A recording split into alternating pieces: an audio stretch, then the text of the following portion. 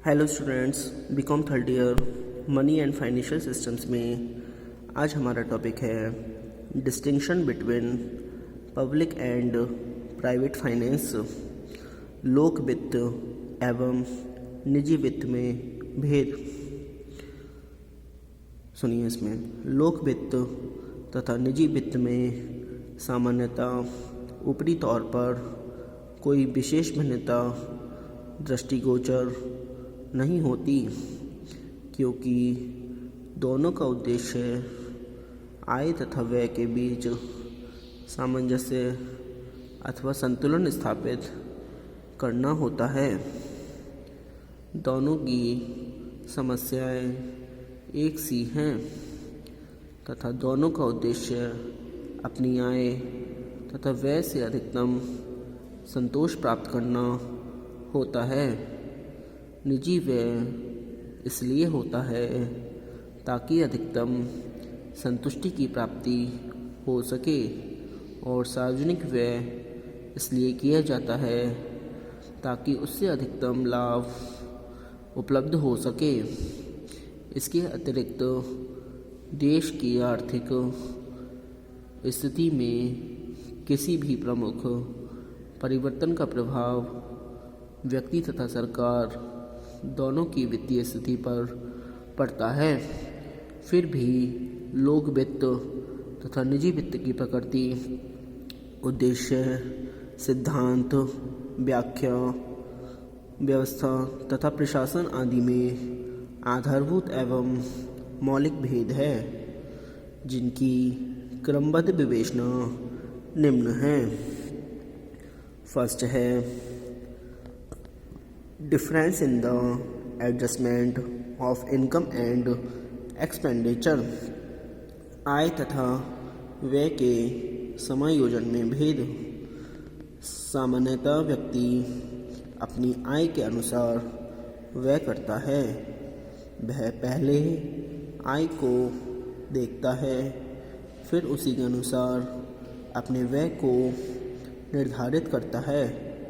इसके विपरीत सरकार पहले अपना व्यय निश्चित कर लेती है, फिर इस व्यय के अनुसार आय के साधन जुटाने की व्यवस्था करती है। परंतु दोनों ही वित्त अवस्थाएं अनेक व्यावहारिक कठिनाइयों के कारण सदैव ही उपयुक्त सिद्धांतों के अनुरूप नहीं चल पाती हैं। कभी कभी व्यक्ति को कुछ विशेष अवसरों पर अपनी आय से अधिक व्यय करना पड़ता है, जैसे विवाह, त्योहारों एवं अन्य सामाजिक उत्सवों के अवसर पर व्यक्ति का व्यय बढ़ जाने पर वह अतिरिक्त कार्य करके, आराम का त्याग कर, कठिन परिश्रम करके अपनी आय को बढ़ाने के लिए प्रयास करता है। इसी तरह कभी कभी सरकारें भी अपनी आय के अनुसार ही व्यय को समायोजित करती हैं। इसके अतिरिक्त सदैव यह आवश्यक नहीं है कि सरकार अपने व्यय के अनुरूप आय को प्राप्त करने में सफल ही हो जाए। कभी कभी सरकार को अपने खर्चों में कटौती भी करनी पड़ती है। इस संबंध में अपने विचार व्यक्त करते हुए प्रोफेसर फिंडले सिराज कहते हैं कि निजी वित्त तथा लोक वित्त में अंतर केवल मात्रा का है, प्रकृति का नहीं। Number second, difference in AIIMS, उद्देश्यों में भिन्नता। व्यक्ति सदैव अपने हित की भावना से प्रेरित होकर कार्य करता है, जबकि सरकार के कार्यों का उद्देश्य सामाजिक कल्याण को अधिकतम करना होता है।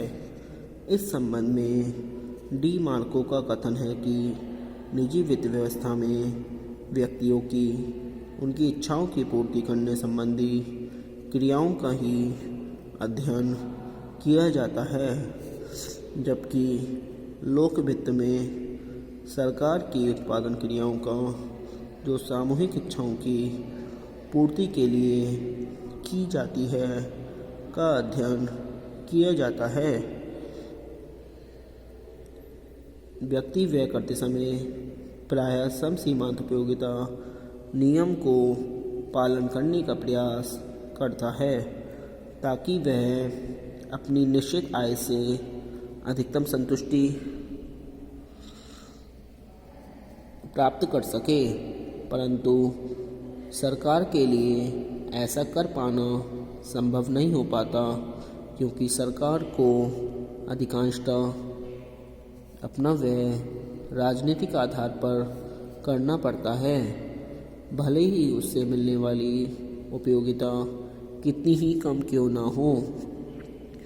इस तरह सरकार के सामने व्यय के चुनाव की स्वतंत्रता बहुत सीमित होती है, जबकि व्यक्ति अपना व्यय अपनी इच्छा एवं अभिरुचि के अनुरूप निश्चित कर सकता है।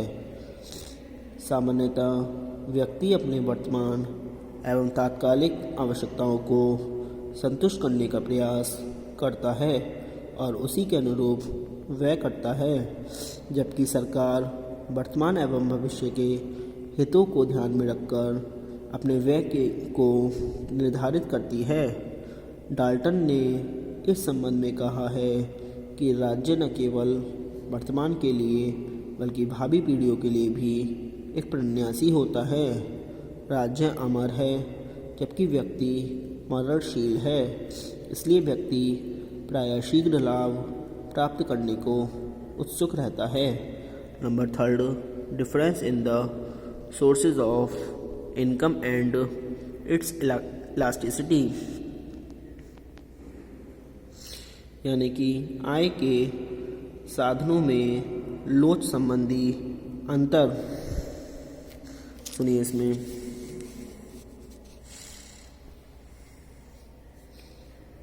सरकार की आय तथा उसके प्राप्त करने के साधन निजी आय एवं उसके साधनों की अपेक्षा अधिक लोचपूर्ण होते हैं। सरकार अपनी आय को पुराने करों की दर में वृद्धि करके, नए कर लगाकर, नोट छापकर, आंतरिक एवं बाह्य ऋण प्राप्त करके तथा लाभ कमाने वाले उद्देश्यों का राष्ट्रीयकरण करके बढ़ा सकती है। कोई व्यक्ति उपयुक्त साधनों का प्रयोग नहीं कर सकता। इस संबंध में कुछ विद्वानों का मत है कि सरकार अपनी आय को एक सीमा से अधिक नहीं बढ़ा सकती। वह एक सीमा के बाद मनमाने ढंग से कर को नहीं बढ़ा सकती, नोट को नहीं छाप सकती तथा बाह्य ऋण भी नहीं प्राप्त कर सकती। सरकारी वित्त व्यवस्था केवल युद्ध या आपातकालीन परिस्थितियों में अधिक लोचपूर्ण बनाई जा सकती है। जैसे जैसे सरकार की आय बढ़ती है वैसे वैसे व्यक्तियों की व्यक्तिगत आय कम होती जाती है। इस संबंध में श्रीमती हिक्स का विचार है कि सरकार अपनी आय बढ़ाने के बजाय उस अनुपात को बदल सकती है जिसमें देश की संपूर्ण आय सरकार तथा नागरिकों के बीच बटी रहती है। Number 4, difference in the nature of budget, यानी कि बजट की प्रकृति में अंतर। एक व्यक्ति के बजट का अतिरेक होना उस व्यक्ति की कुशलता एवं दूरदर्शिता का प्रमाण समझा जाता है, जबकि सरकार के बजट में अतिरेक का होना वित्त मंत्री की अकुशलता को प्रदर्शित करता है। सरकार के अतिरेक बजट का अर्थ है उच्च स्तरीय कराधान तथा निम्न स्तरीय व्यय। ये स्थितियाँ एक जनहितकारी सरकार के लिए उचित नहीं समझी जाती हैं, जहाँ अधिक कर देना देश की जनता के लिए कष्टकारी होता है। वहीं सरकार द्वारा सार्वजनिक हित के कार्यक्रमों पर कम व्यय करना असंतोष पैदा करता है। सार्वजनिक वित्त में बजट का संतुलित होना ही उचित समझा जाता है। कभी कभी घाटे का बजट भी उपयुक्त होता है।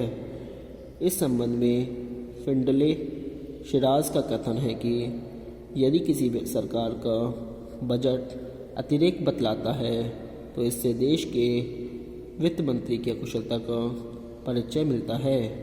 सरकारी बजट का संतुलित होना ही उचित समझा जाता है और कभी कभी घाटे का बजट बनाना भी युक्तिपरक होता है। नंबर 5, डिफरेंस इन सीक्रेसी, गोपनीयता का अंतर। प्रत्येक व्यक्ति अपनी आय तथा व्यय संबंधी बातों का विवरण अन्य लोगों पर प्रकट नहीं करना चाहता और उसे गुप्त रखने का प्रयास करता है। इसके विपरीत सरकारी बजट में पूर्ण रूपेण पारदर्शिता रहती है। सरकार अपने बजट को समाचार पत्रों एवं अन्य प्रचार माध्यमों के द्वारा प्रसारित करती है ताकि जनता उसके बारे में भली भांति जान सके तथा टीका टिप्पणी कर सके। Number 6, difference in the period of time, अवधि में अंतर। सरकार एक निश्चित अवधि, सामान्यतः 1 वर्ष की अवधि के लिए आय व्यय का बजट तैयार करती है परंतु व्यक्तिगत अर्थ प्रबंधन में कोई व्यक्ति अथवा परिवार ऐसी किसी निश्चित अवधि के लिए अपने आय व्यय का लेखा तैयार नहीं करता। सरकार की योजनाएं अत्यधिक विस्तृत होती हैं जबकि व्यक्ति की योजनाएं बहुत लघु स्तर की होती हैं। Number 7, state is more powerful, क्योंकि राज्य का अपेक्षाकृत अधिक प्रभुत्व, राज्य का प्रभुत्व व्यक्ति की अपेक्षा अधिक होता है, अर्थात राज्य अधिक शक्तिशाली होता है। यद्यपि व्यक्ति और राज्य के स्रोत कुछ अंश तक एक जैसे हैं, यथा दोनों ही अपनी आय प्राप्त कर सकते हैं, दोनों ही दूसरों से दान ले सकते हैं और दोनों ही ऋण ले सकते हैं। नंबर 8, डेलिब्रेशन एंड एक्सपेंडिचर, उनकी विचारपूर्ण व्यय। व्यक्तिगत व्यय प्रायः आदतों, रीति रिवाजों तथा उस सामाजिक वर्ग की आर्थिक एवं व्यावसायिक परिस्थितियों से प्रभावित होता है जिसका कि वह सदस्य होता है। आज के लिए इतना ही। Thank you very much.